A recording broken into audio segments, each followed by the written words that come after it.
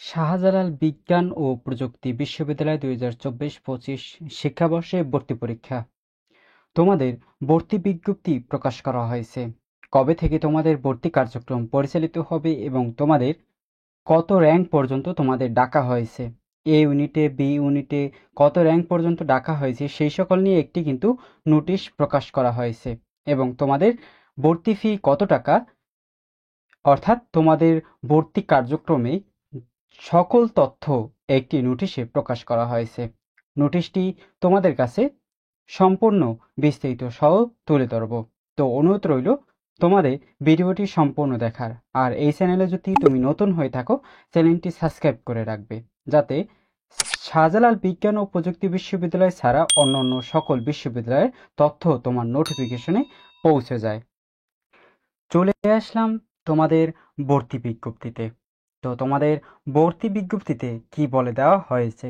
তো বলা হয়েছে তোমাদের এখানে শাহজালাল বিজ্ঞান ও প্রযুক্তি বিশ্ববিদ্যালয়ে ২০২৪-২৫ শিক্ষাবর্ষে ভর্তি কার্যক্রম আগামী মঙ্গলবার ১৫/৪/২০২৫ তারিখ থেকে নিম্নলিখিত সময়সূচি অনুযায়ী তোমাদের শুরু হবে। অর্থাৎ তোমাদের এখানে বলা হয়েছে যে তোমাদের শাহজালাল বিজ্ঞান ও প্রযুক্তি বিশ্ববিদ্যালয়ে যে সকল শিক্ষার্থী উত্তীর্ণ হয়েছে তাদের কিন্তু ভর্তি কার্যক্রম শুরু হবে আগামী এপ্রিল মাসের, অর্থাৎ এই যে এপ্রিল মাস চলতেছে, এই এপ্রিল মাসে ১৫ তারিখ থেকে তোমাদের ভর্তি কার্যক্রম শুরু হবে এবং সময়সূচি অনুযায়ী তোমাদের ভর্তি কার্যক্রম পরিচালিত হবে। এবং আরও বলা হয়েছে ভর্তি ইচ্ছুক ছাত্রছাত্রীদের উল্লেখিত সময়সূচি অনুযায়ী নিউ সোশ্যাল সায়েন্স বিল্ডিং ও সশরীরে উপস্থিত থাকার জন্য অনুরোধ করা হয়েছে। অর্থাৎ তোমাদের এখানে বলা হয়েছে যে তোমাদের নিচে কিছু সময়সূচি দেওয়া হয়েছে, যে সময়সূচি অনুযায়ী তোমাদের উপস্থিত থাকতে হবে এবং র্যাঙ্কও দেওয়া হয়েছে, কত র্যাঙ্ক পর্যন্ত তোমাদের ডাকা হয়েছে। অর্থাৎ এখানে বলা হয়েছে নিউ সোশ্যাল সায়েন্স বিল্ডিং, অর্থাৎ শাহজালাল বিজ্ঞান ও প্রযুক্তি বিশ্ববিদ্যালয় নতুন একটি সোশ্যাল সায়েন্স বিল্ডিং হয়েছে, সেই ভবনে কিন্তু তোমাদের উপস্থিত থাকার জন্য অনুরোধ করা হয়েছে। যে সকল শিক্ষার্থীদের র্যাঙ্ক অনুযায়ী ডাকা হয়েছে সেই সকল শিক্ষার্থীদের এই ভবনে কিন্তু তোমাদের ভর্তি কার্যক্রম স্বাস্থ্য পরীক্ষা অনুষ্ঠিত হবে। এখন দেখি তোমাদের কত র্যাঙ্ক পর্যন্ত ডাকা হয়। দেখো তোমাদের এখানে ভর্তির সময়সূচি, এই যে তোমাদের ভর্তির সময়সূচি দেওয়া হয়েছে।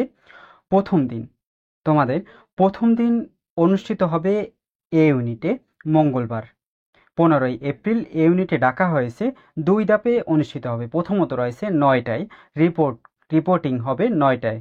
যে সকল শিক্ষার্থী ১ থেকে ২৫০ রয়েছে এ ইউনিটের র্যাঙ্কিংয়ে, ১ থেকে ২৫০ র্যাঙ্কিংয়ে যে সকল শিক্ষার্থী রয়েছে তাদের কিন্তু ডাকা হয়েছে ৯টায় রিপোর্টিং করা হবে। এবং ভর্তি সময়সূচি তোমাদের দেওয়া হয়েছে সকাল ৯টা ৩০ থেকে ১টা পর্যন্ত।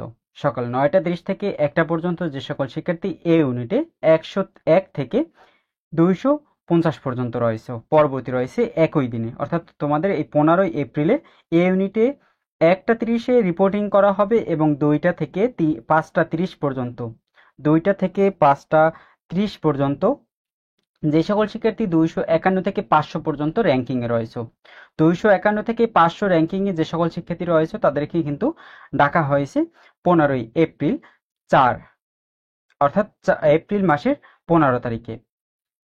পরবর্তী রয়েছে তোমাদের বুধবার ১৬ তারিখ, ১৬ই এপ্রিল। এ ইউনিটে সকাল ৯টায় রিপোর্টিং করা হবে একই পদ্ধতিতে, যেরকম তোমাদের মঙ্গলবার গতকাল যেটা হবে, যেটি হচ্ছে যে মঙ্গলবার ১৫ তারিখে যেটা হবে ৯টা ৩০ থেকে ১টা পর্যন্ত রিপোর্টিং করা হবে। এই ইউনিটের যে সকল শিক্ষার্থী রয়েছে ৫০১ থেকে ৭৫০ পর্যন্ত যারা রয়েছে র্যাঙ্কিংয়ে তাদের কিন্তু ১৬ই এপ্রিল থাকতে হবে। যে তোমাদের সোশ্যাল বিল্ডিংয়ে যে তোমাদের রয়েছে সেখানে কিন্তু উপস্থিত থাকতে হবে ১৬ই এপ্রিল ৫০১ থেকে ৭০০ পর্যন্ত এই ইউনিটে যারা রয়েছে। পরবর্তী রয়েছে আর্কিটেকচার। এই ইউনিটে আর্কিটেকচার যারা রয়েছে তাদের ক্ষেত্রে রয়েছে ১টা ৩০ থেকে ১টা ৩০-এ কিন্তু তোমাদের রিপোর্টিং হবে এবং ২টা থেকে ৫টা ৩০ পর্যন্ত যে সকল শিক্ষার্থী রয়েছে ৭৫১ থেকে ৯৫৫, ৭৫১ থেকে ৯৫৫, না সরি যে সকল শিক্ষার্থী রয়েছে এখানে আরও একটু বলা হয়েছে যে সকল শিক্ষার্থী এ ইউনিটে 2 ধাপে হবে 751 থেকে 955 এ ইউনিটে 2টা থেকে 5টা 30 পর্যন্ত তোমাদের ভর্তি কার্যক্রম হবে। এবং আর্কিটেকচার যে সকল শিক্ষার্থী এ ইউনিটে রয়েছে, এ ইউনিটে যারা রয়েছে তাদের কিন্তু ডাকা হয়েছে 1 থেকে 30 পর্যন্ত। 1 থেকে 30 পর্যন্ত যারা রয়েছে, পরবর্তী রয়েছে তোমাদের বৃহস্পতিবার 17 তারিখ। বৃহস্পতিবার 17 তারিখ তোমাদের বাণিজ্য বি ইউনিট, বি ইউনিট বাণিজ্য এবং বিজ্ঞান বি ইউনিট, বিজ্ঞান বি ইউনিট মানবিক, অর্থাৎ 3টি রাখা হয়েছে তোমাদের। এই যে দেখো, বি ইউনিট বাণিজ্য, বি ইউনিট বিজ্ঞান, বি ইউনিট মানবিক। প্রথমত ডাকা হয়েছে তোমাদের বাণিজ্য, বাণিজ্য বিজ্ঞান একসাথেই ডাকা হয়েছে। সকাল 9টায় রিপোর্টিং হবে, 9টা 30 থেকে 1টা পর্যন্ত তোমাদের ভর্তি কার্যক্রম চলমান থাকবে। এবং বাণিজ্যতে ডাকা হয়েছে বি ইউনিটে 1 থেকে 82 পর্যন্ত। বিজ্ঞান বি ইউনিটে বিজ্ঞান শাখা থেকে ডাকা হয়েছে 1 থেকে 215 পর্যন্ত। এবং মানবিক বি ইউনিট তাদেরকে রিপোর্টিং হবে 1টা 30-এ এবং 2টা থেকে 5টা 30 পর্যন্ত তোমাদের ভর্তি কার্যক্রম চলমান থাকবে। এবং ডাকা হয়েছে বি ইউনিটে মানবিক শাখা থেকে ডাকা হয়েছে 1 থেকে 285 পর্যন্ত। 1 থেকে 285 পর্যন্ত ডাকা হয়েছে যে সকল শিক্ষার্থী বি ইউনিটে মানবিক শাখায় রয়েছে। এই ছিল তোমাদের সময়সূচি।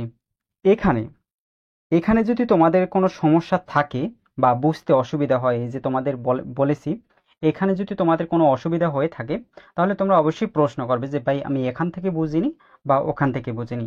অবশ্যই তোমার কমেন্টের রিপ্লাই দেব। পরবর্তী রয়েছে তোমাদের বিশেষ নির্দেশনা।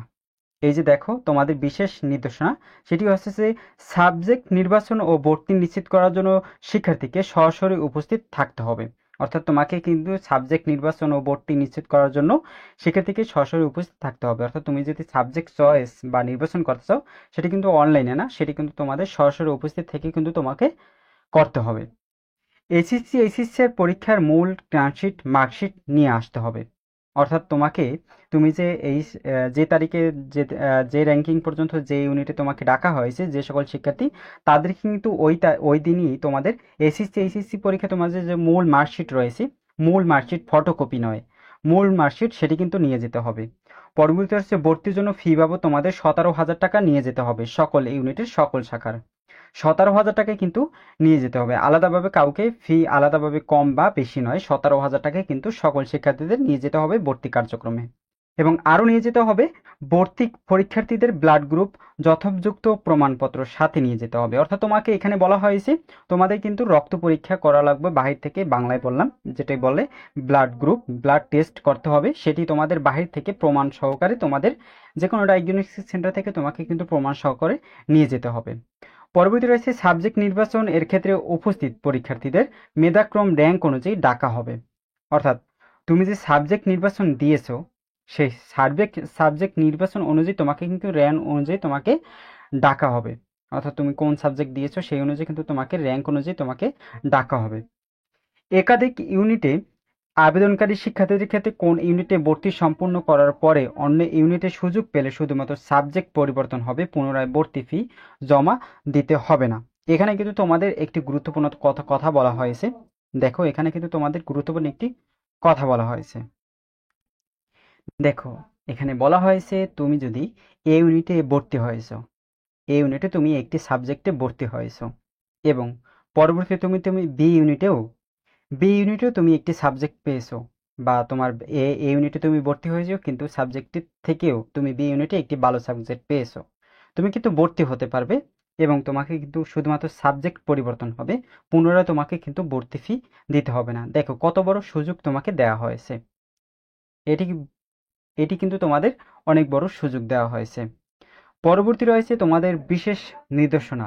এই যে দেখো, নিচে হেডলাইনে তোমাকে দেওয়া হয়েছে ভর্তি কমিটি মূল মার্কশিট জমা নিবে বিদায় প্রয়োজনীয় পরিমাণে কপি সংরক্ষণ করার জন্য পরীক্ষার্থীদেরকে অনুরোধ করা হলো। অর্থাৎ তোমাকে কিন্তু ভর্তি কার্যক্রমে মূল কপি মার্কশিট তোমাকে কিন্তু জমা দিতে হবে। তাই তোমাকে কিন্তু সেই মার্কশিট মূল কপির কিন্তু তোমাকে ফটোকপি করে রাখতে হবে, সংরক্ষণ করে রাখতে হবে। সেই নির্দেশনা কিন্তু দেওয়া হয়েছে এখানে। তো ভিডিওটি যদি সম্পূর্ণ দেখে থাকো লাইক দিয়ে পাশেই থাকবে এবং সাবস্ক্রাইব করে রাখবে এ সকল ভিডিও পেতে।